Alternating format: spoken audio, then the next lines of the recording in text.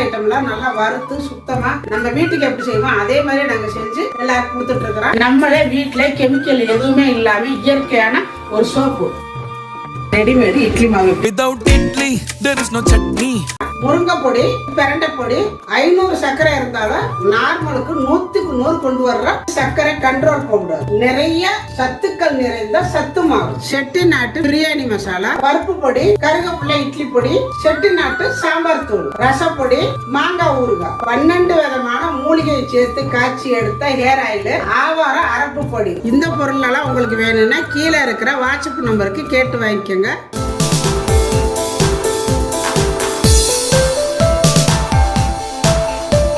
எல்லாருக்கும் வணக்கம். இன்றைக்கி நம்ம வீடியோவில் என்ன பார்க்க போகிறோம்னா, அவலை வச்சு நல்லா டேஸ்ட்டாக ருசியாக ஒரு அல்வா தான் செய்ய போகிறோம். அவலில் அல்வா.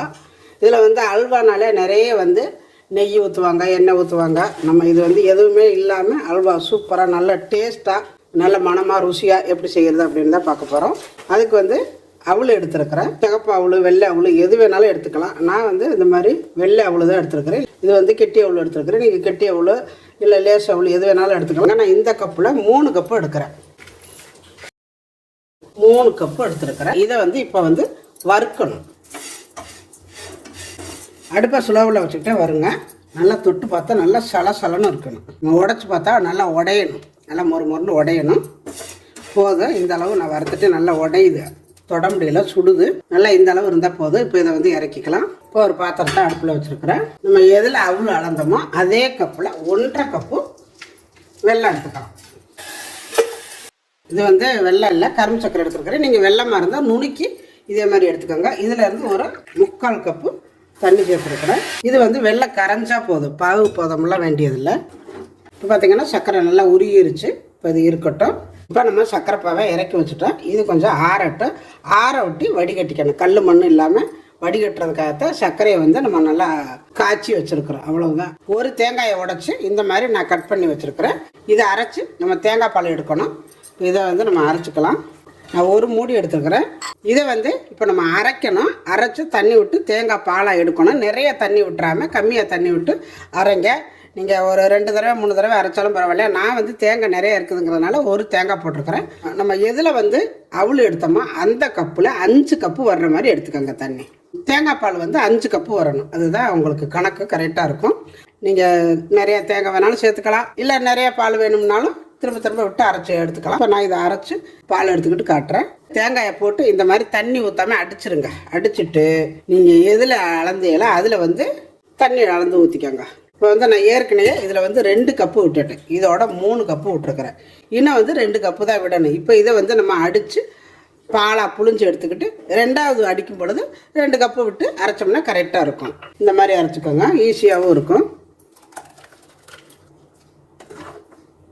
இந்த மாதிரி புளிஞ்சு எடுத்துட்டு இப்போ அதே மாதிரியே தண்ணி விட்டுக்கோங்க. 2 கப்பு மொத்தம் 5 கப்பு ஆயிடுச்சு. அரைச்சிட்டு இப்போ நம்ம தேங்காய் பாலெல்லாம் அரைச்சி எடுத்தாச்சு. இப்போ இதை நம்ம அளந்து கரெக்டாக 5 கப்பு ஊற்றிக்கணும். நம்ம ஏற்கனவே வடி கட்டிட்டோம், இருந்தாலும் இன்னொருக்கா வடி கட்டிக்கணும். 2 3 5 கப்பு. அடியில் ஏதாவது தூசி இருக்கும், மறுபடியும் இந்த கொஞ்சம் தேங்காயெல்லாம் திப்பியாக இல்லாமல் 2வது ஒருக்கா வடிகட்டிக்கோங்க. இப்போ தேங்காய் பால் ரெடியாக இருக்குது. இப்போ நம்ம வறுத்து வச்ச இந்த அவலை நல்லா ஆற வச்சுருக்கிறேன். நல்லா பொடியாக அரைச்சிக்கணும். இப்போ நம்ம அரைச்சிக்கலாம்.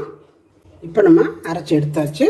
அவல் நம்ம என்ன தான் அரைச்சாலுமே கொஞ்சம் குறக்குறப்பு தன்மை இருக்கும். அதனால் விட்டுறாதீங்க, கொஞ்சம் நைஸாகவே அரைச்சிக்கோங்க. இந்த மாதிரி குறப்பாக தான் இருக்கும். ஆனால் இருந்தாலும் ஒரு 2-3 வாட்டி நல்லா சலிக்கலாம் வேண்டாம், அப்படியே நல்லா நைஸாக அடிச்சிடுங்க. எடுத்து வச்சுருக்கிறேன் இந்த தேங்காய் பாலில் இதை சேர்த்துக்கலாம். அதே மாதிரி இதை நல்லா கலக்கி விட்டுக்கோங்க. இந்த மாதிரி கட்டி இல்லாமல் கலக்கிட்டு அதுக்கப்புறம் தான் நீங்கள் எடுத்து அடுப்பில் வைக்கணும். இல்லைன்னா ஃபஸ்ட்டில் கலக்கம் காட்டி நீங்கள் எடுத்து அடுப்பில் வச்சிட்டிங்கன்னா ரொம்ப கட்டி பிடிச்சிரும். இந்த மாதிரி கலக்கி விட்ருங்க. இப்போ இதை நல்லா கட்டி இல்லாமல் பாருங்கள், இந்த மாதிரி கலக்கிடணும். இப்போ தான் அடுப்பில் வைக்கணும். இப்போ நான் அடுப்பை வச்சு விட்ருக்குறேன். இப்போ அடுப்பில் வச்சுட்டு கை விடாமல் கிளறிக்கிட்டு இருக்கணும். வச்சுட்டு அடுப்பை ஸ்லோவில் வச்சுக்கோங்க. வச்சுட்டு நல்லா கை விடாமல் கிளறணும்.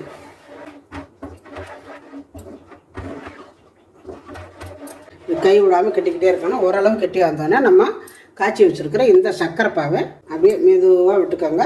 தூசி இல்லாமல் நான் வடிகட்டிட்டேன், அதனால் இப்போ நான் அப்படியே விடுறேன். அந்த மாதிரி நல்லா கிளறி விட்டுக்கோங்க.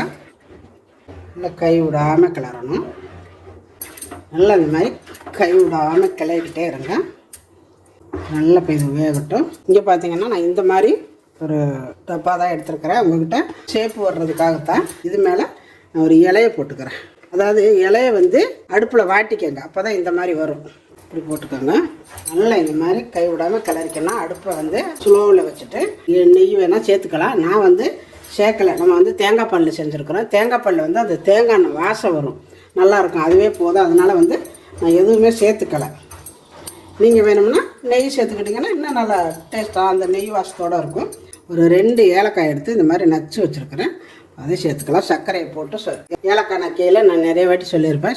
சர்க்கரையோ இல்லைன்னா உப்பு ஏதோ ஒன்று வச்சு நீங்கள் அதில் நசுக்குனீங்கன்னா அந்த வாசனை அப்படியே இருக்கும். இப்போ வந்து கொஞ்சமாக டேஸ்ட்டுக்காக சால்ட்டு கொஞ்சம் இன்னும் டேஸ்ட்டு கூட கொடுக்கும். இதில் கொஞ்சம் போல் வெள்ளை எள்ளு இருந்தால் சேர்த்துக்கோங்க.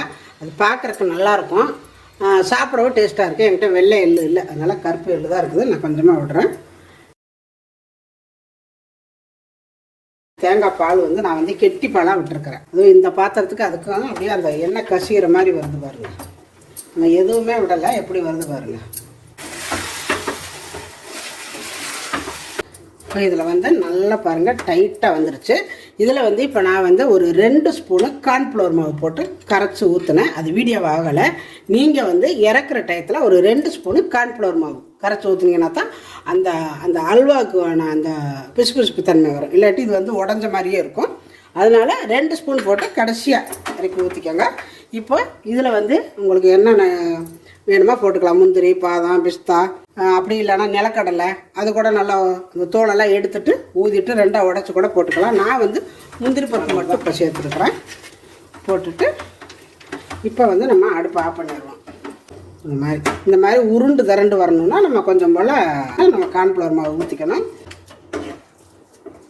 செமையாக இருக்கும். இது வந்து நல்லா சாப்பிட்றதுக்கு நிறைய சாப்பிடலாம். அதனால தான் நான் வந்து நெய்யெல்லாம் விடலை. அதாவது யார் வேணாலும் சாப்பிட்டுக்கலாம். இது நெய் விடுறத விட நம்ம இயற்கையாக செஞ்ச மாதிரியே இருக்கும், நல்லாயிருக்கும் இது. இப்போ இதை வந்து நம்ம சூட்டோடவே எடுத்து அந்த ஒரு பாத்திரத்தில் போட்டுக்கலாம். பார்த்திங்கன்னா நான் இந்த மாதிரி எடுத்து வச்சுருக்கிறேன்.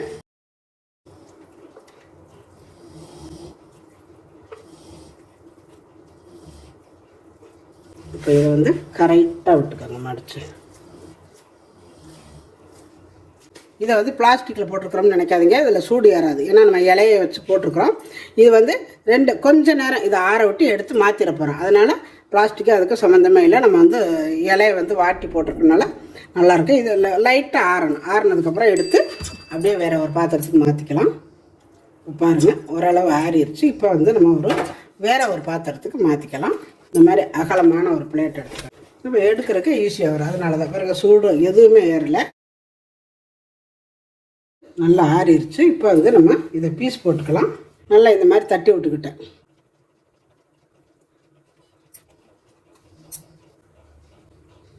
பாருங்கள் எப்படி இருக்குன்னு, செமையாக இருக்குது.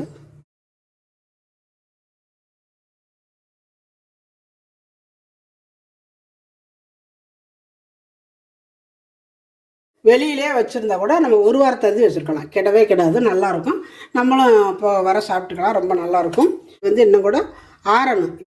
இப்போ வந்து நான் ஆறங்காட்டி நான் உங்கள்கிட்ட எடுத்து காட்டுறேன். பாருங்கள் செமையாக இருக்குது. சாப்பிட்டு பார்த்தீங்கன்னா அவ்வளோ நல்லா இருக்குது. இப்போ எங்கள் வீட்டுக்கார் சாப்பிட்டு பார்த்தாங்க, சூப்பராக இருக்குப்பா அப்படின்னு சொல்லிட்டு போயிருக்காங்க. இதே மாதிரி நீங்களும் செஞ்சு பாருங்கள். செஞ்சு பார்த்துட்டு எப்படி வந்துச்சு அப்படிங்கிறத எனக்கு கமெண்ட்டில் சொல்லுங்கள். இந்த வீடியோ பிடிச்சிருந்தா லைக் பண்ணுங்கள், ஷேர் பண்ணுங்கள், செட்டிநாட்டு சமையலுக்கு சப்ஸ்கிரைப் பண்ணுங்கள். நன்றி. வாழ்க வளமுடன்.